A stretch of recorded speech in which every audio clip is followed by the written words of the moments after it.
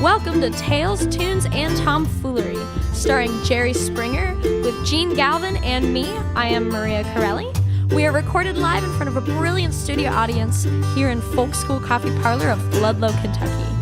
And here he is, everybody, the Honorable Judge Jerry! Order in the court! There'll be no more unruliness. All right, how does that sound, guys? Did that work? Does that work? That's the Bronx. Sounds not believable. Yes. No, yeah. Well, there you go.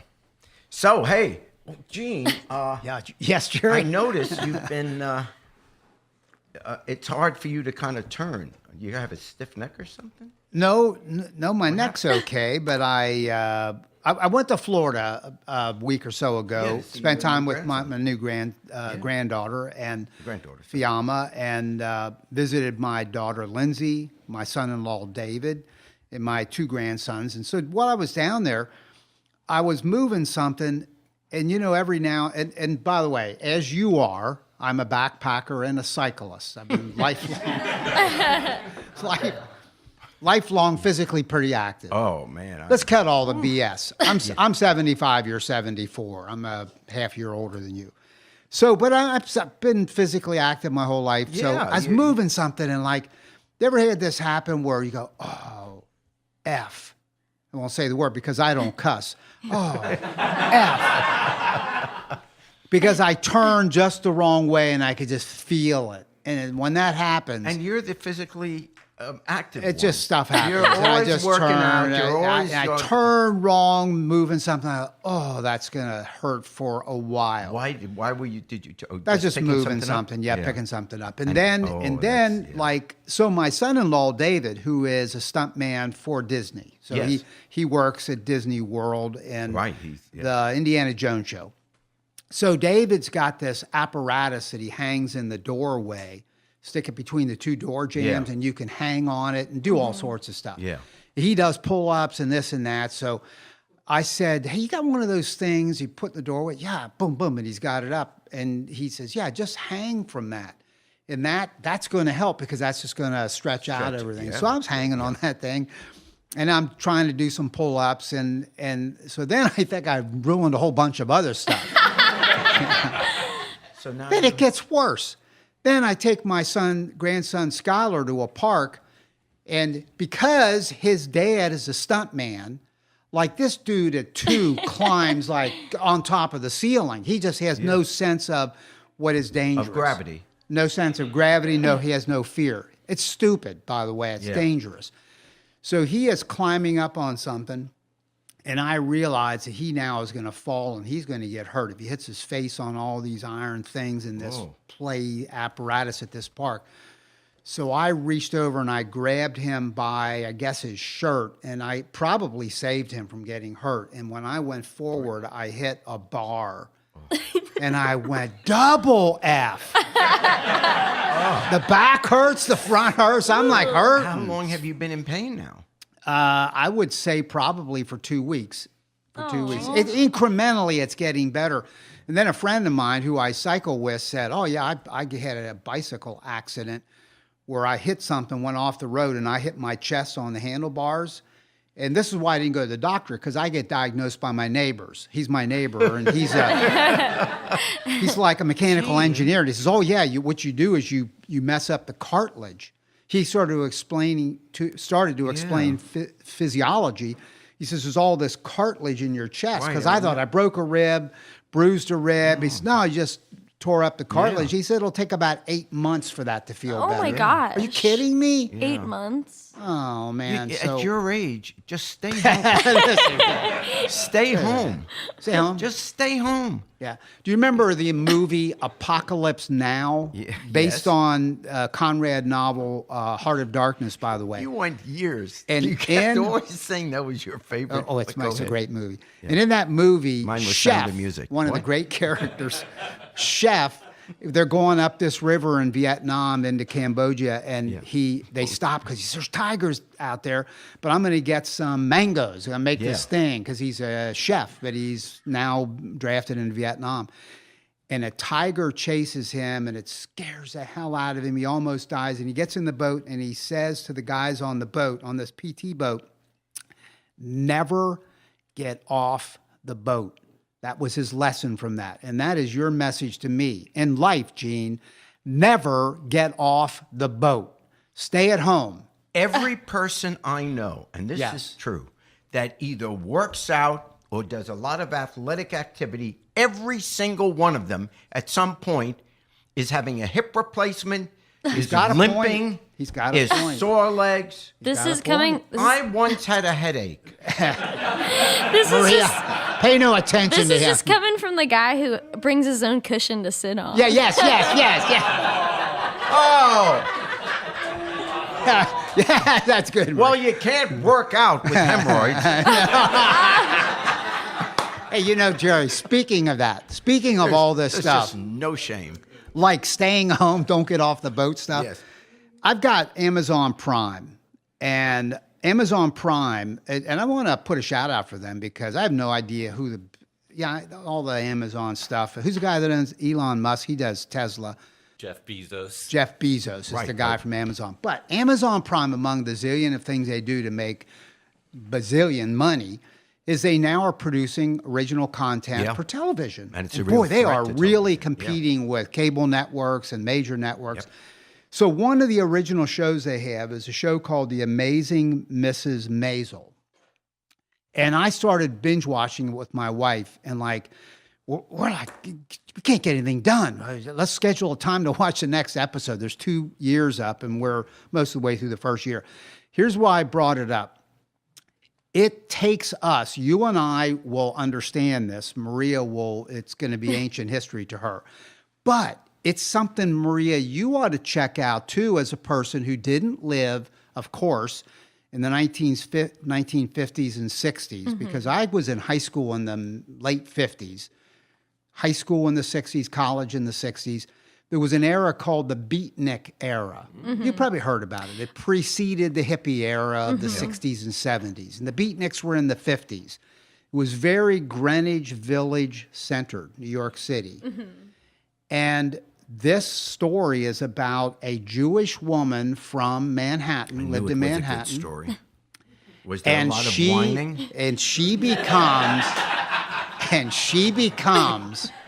a friend, it's fictitious, of Lenny Bruce. Maria, do you know who Lenny Bruce is? Is he a poet? He is close. He was a philosopher / comedian. Okay. Outrageous comedian. Outrageous. He and Richard spent time Pryor in were the- jail because they kept jailing him for the stuff he was saying. He was very, very edgy. I suspect on YouTube there's Lenny Bruce stuff. He You died. should Google it. Okay. Yeah. Oh, you would. I think that you would love him for Sweet. his spirit, his politics, his edginess. Yeah. But he was playing He in was these. jailed for his comedy. Imagine that. Here in Imagine America. that. Jailed pretty for his crazy. comedy. But he played in these little clubs where there were folk singers playing and poets.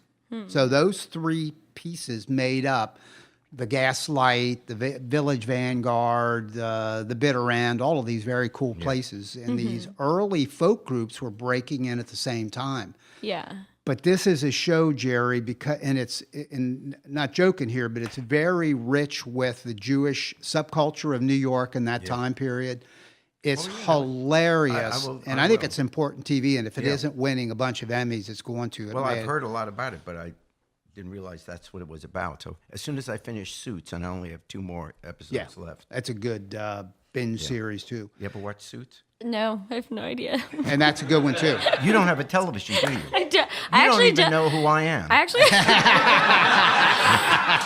maybe that's why. Maybe that's why I agreed to do it. Yeah. This is why your you made fun of postgraduate work, Yeah. Maria. That's why she made fun Wait, of my cushion. you're Jerry, right? I'm Jerry. This is This is Gene. Gene. Yeah, right. And I'm Judge Gene, actually. Hey, speaking of Maria, there is a thing coming up in Ludlow. I love to promote Ludlow stuff because I want everybody who hears this show, whether they ever get to the Midwest or not, this is such a cool little place right across the Ohio River from Cincinnati. And Ludlow has in February the Cabin Fever Yeah. Art and Music Festival. February 23rd. Second year that they've had it, organized by Catfish Williams, who is the owner of Folk School Coffee Parlor, and his team of people. Casey Campbell's involved, and probably Big Dan, et cetera. And they're putting this together for the second year, bringing in a bunch of musical guests, artists performing in a whole bunch of venues in Ludlow.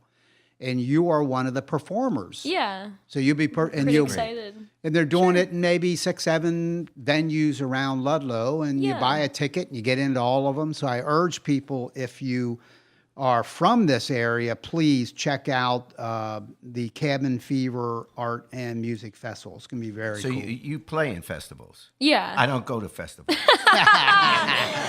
Payback. There we go. Hey, Jerry. Wanted to ask you a question. Buy a TV, I'll go to a festival. Yeah. Hey, let me make this announcement here. We'll be back live. If you're streaming live or you're watching Facebook Live, we'll be back here at Folk School Coffee Parlor on Tuesday, January 8th, then the next Tuesday, January 15th, and then also on January 29th. Those are all Tuesdays. Those will be live. But those will all be live. January 8th, they'll be running pretty. those shows will be coming pretty regularly. Okay, so wanted to get that in there, but I wanted to ask you, since the year is ending, 2018, what do you think is the big political story of the year? Well, the big political story of the year is Russia, but it's more than just Mueller. It's more than just what connection Trump has with the Russians or his campaign had with the Russians. It's more than that. And I think if we step back, we can see a trend of what's going on. I will tell you there are 2 seemingly unrelated stories, but I'll try to bring them together then.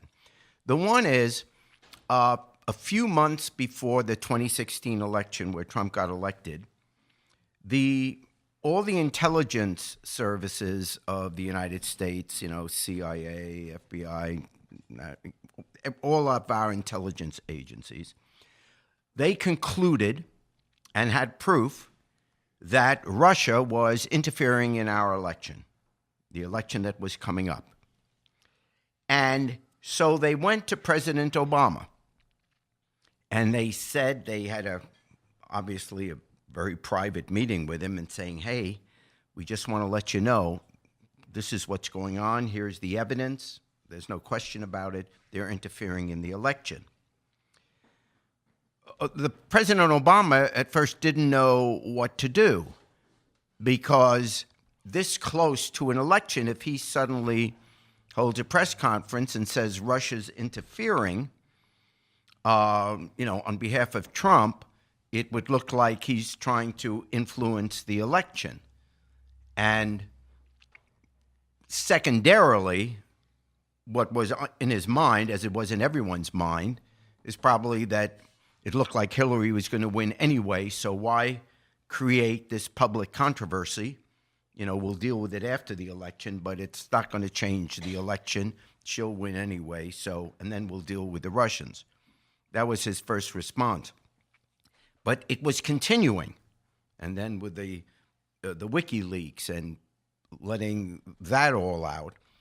So they called in the leadership in the Congress and the Senate on both parties, including Mitch McConnell. And they went to this private meeting in this secure, where they have, where they do all the nuclear stuff if it's necessary, or where they had the planning to get Osama bin Laden. This is no microphones, no cameras, highly secure. And they had the Committee of 8, which are the chairmen of the intelligence committees of both parties in the House and the Senate. And Mitch McConnell is there, as one of the representatives of the Republican Party. And Brennan, as the head of the CIA, lays out all this evidence. And what he was asking for, and Obama was willing to do, in fact, everyone in that room was willing to do except McConnell, is issue a joint statement from both parties. This is what's going on. Not to create a panic, but we want each of the states' election boards of election to understand, to watch carefully what's going to happen now on Election Day. And Mitch McConnell refused. He says, I'm not going to sign that. This is just a way to get people angry at Trump. I won't do it. So if the Republicans wouldn't join in the statement, then Obama made the decision, which in hindsight you can say he should have done it anyway, but it's not clear knowing what they did at the time. But anyway, no statement was made before the election. Because truthfully, everyone kind of thought, oh, Hillary's going to win. Trump has no chance. Well, as you know, that's not what happened. So, okay, that's the first story. Remember that. McConnell says, no, I'm not going to do it. The Repubs there in the room said, no, we won't sign it. Then this past week, your namesake, Maria, but last name Butina, Maria Butina is a Russian national here in the United States. She was arrested several months ago. She's been in solitary confinement. And last week she pled guilty to being a Russian agent. And she's agreed as part of her plea to cooperate in this whole Russian investigation. The intriguing part, and it's not been the biggest story of the year by a long shot, but what was intriguing about this is she was trying to, she's a gun advocate, she was trying to infiltrate herself into the NRA and also develop friendships and get information from big Republican donors here in the United States and right-wing donors. She identified major right-wing donors to the political spectrum here in America and the NRA, which is, of course, very Republican. And she wanted to establish contacts there. She would be invited to these dinners. She would start dating some of them. It became, and they caught her. And so the question then becomes, why are they focusing on that? And it got me to thinking that as we were growing up, people, Gene and I have been joking, but, you know, people in their 70s or adults, most of our adult life had been that Russian infiltration in America was always from the left, the communists. The communists would infiltrate the civil rights movement. The communists would infiltrate the anti-war movement. They would infiltrate the State Department. And there was the famous Alger Hiss case. There was Joe McCarthy. There was Richard Nixon. I mean, people would get elected often by accusing Democrats and liberals from being soft on communism. They're too pink. That's how Russia was trying, the Soviet Union, as long as it was communist, was trying to dismantle our government or weaken us, or weaken the West, so that Russia can expand, which has always been its desire. And now suddenly, the threat to America is from the right. So you don't hear about the Russians trying to infiltrate the left anymore. You see, the Russian DNA is totalitarian. It had nothing to do with communism. They have been a totalitarian society for hundreds of years. They had the czars first. And then communism became an economic system for them. But that was just an economic system that the dictators used. Once it fell, they didn't suddenly say, let's have democracy. Putin and the people around him, they are authoritarian figures. They like the dictators. That's the movement that's going on in the world, all these dictators rising and the right wing rising in various countries. So Putin sees that it's in his interest to suddenly infiltrate the right because they're doing the stuff that he wants. Think about it. The right wing, Republican conservatives, They're the ones that are attacking our democratic institutions. And I include Trump in this. So there's a leader, one of the leaders of it. Attack the press. Attack the court system. Attack minorities. Attack voting rights. Everything that dictators would do. Any dictator tries to do away with the free press, tries to do away with, creates scapegoats. Who are the scapegoats? The minorities. They're the rapists coming over. They're invading us. They're coming over. Every dictator does that. Create a fake enemy and get the people to back you so you don't have to worry about what else is happening. You got to be afraid of these invaders. This is all coming from the right now. So we who grew up always thinking that the liberals always had to make excuses for, no, seriously, we really do love America. We are trying to have a strong defense and all that. Now the people that are undermining our national defense, our democratic institutions that make other countries want to follow America, all of those institutions are now being attacked in America. And who are they being attacked by? Right-wing conservatives. That's true. In fact, it's hard to think of an exception to what's going on. So watching that, we have to start paying attention to this threat. So it's not like Russia created Trump. No. It's happened within our own country, and Putin is now just taking advantage of this. Are they trying to infiltrate us? Yes, they've always been trying to infiltrate us. But they now see that the easiest way to undermine America is to become friends with the extreme right, to become friends with the NRA. That's why someone like Maria Butina, a 28-year-old young lady of no particular experience in anything, but what are they getting her to kind of hustle up to some NRA people and some right-wing donors? And getting them in compromising positions because they've figured out, you want to dismantle America, follow the right wing. That's what's happening.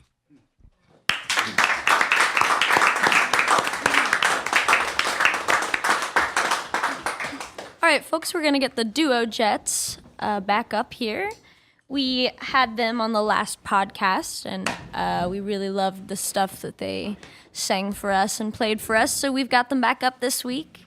I just wanted to remind you guys again, it is a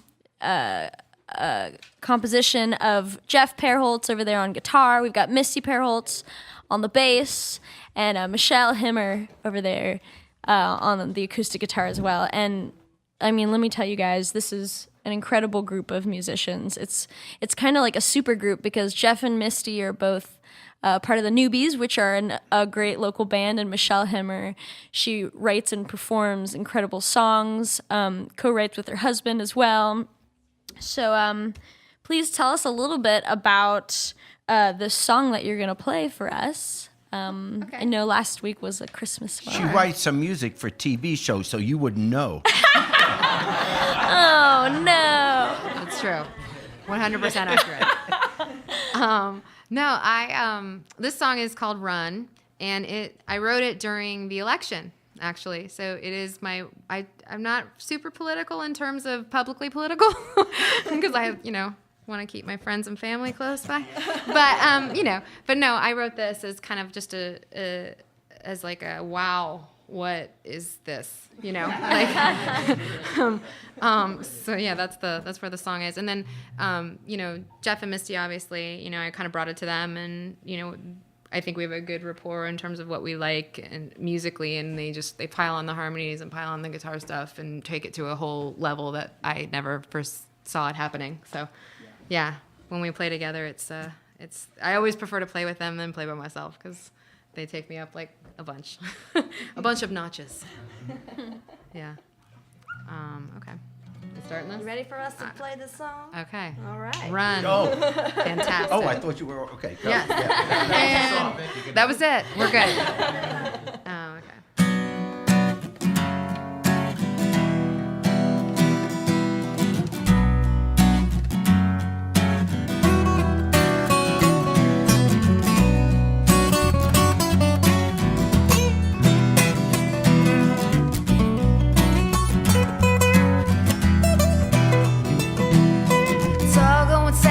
word from your mouth and no one really knows what you're talking about. And I think I wanna run away.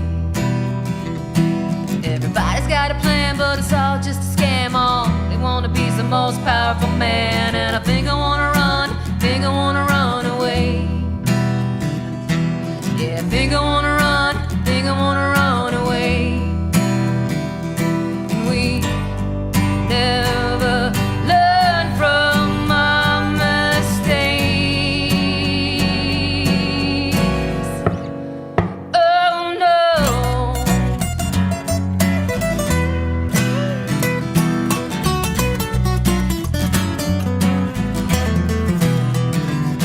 Situation's looking bleak, be commanding when you speak. God forbid anybody ever think you're weak. And I think I wanna run away. When you spread your hate around, throwing people to the ground. And I don't wanna say it, but I think we're going down. And I think I wanna run away. Yeah, I think we better run away.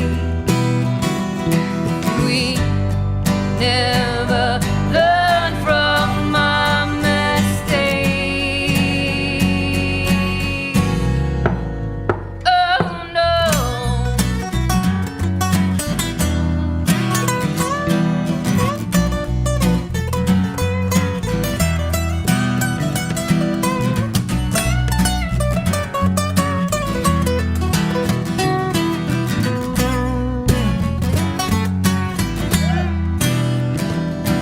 We never learn from our mistakes. Oh no. Think we better run. I think we're going down. I think we better run.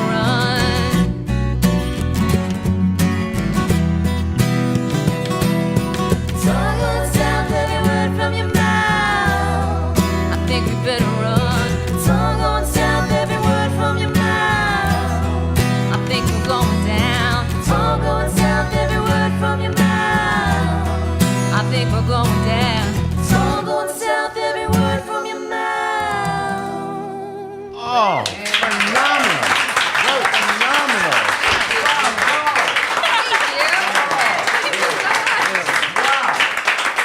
Thank you very much. You've recorded that? We have not. That's on our list, though. We have to record it. Hurry up. I know. No, that honestly, We the will country hurry. should hear that.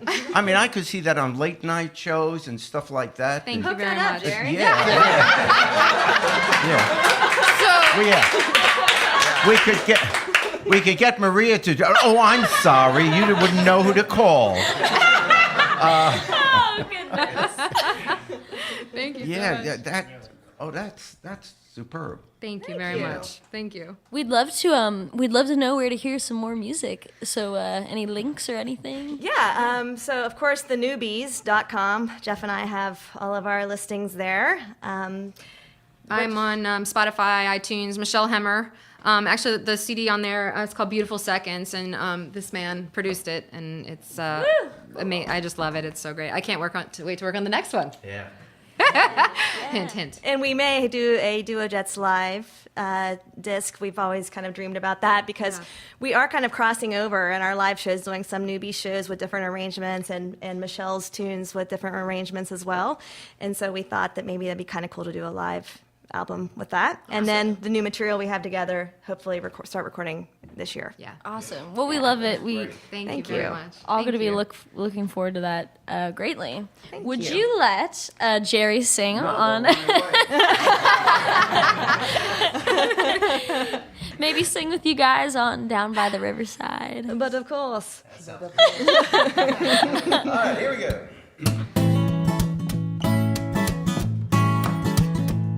I'm gonna lay down my heavy load down by the riverside, down by the riverside, down by the riverside. I'm gonna lay down my heavy load down by the riverside. Don't study war no more.